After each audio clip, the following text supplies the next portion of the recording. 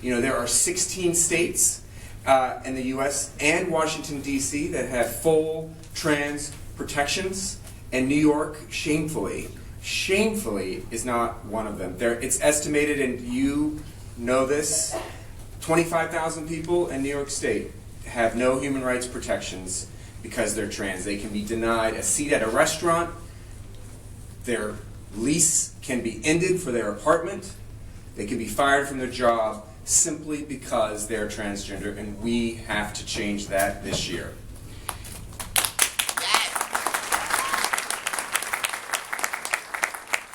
And it's no surprise that there's a correlation between the fact that transgender folks in New York do not have human rights protections, and we are seeing an increase in anti-trans violence.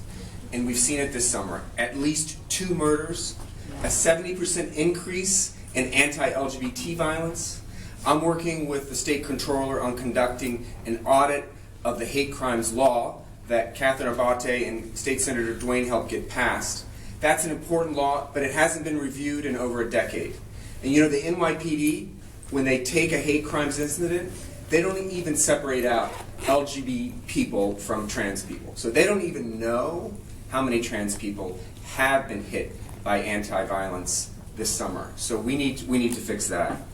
When it comes to LGBT youth, the statistics are pretty glaring as well. It's estimated that 40% of our homeless youth in New York City are LGBT or T.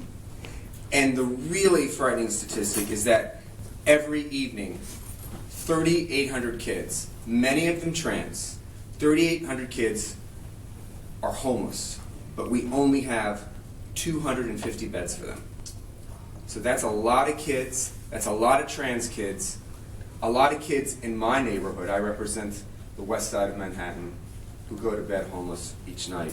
And I want to congratulate Dan O'Connell on all of his work with the AIDS Institute.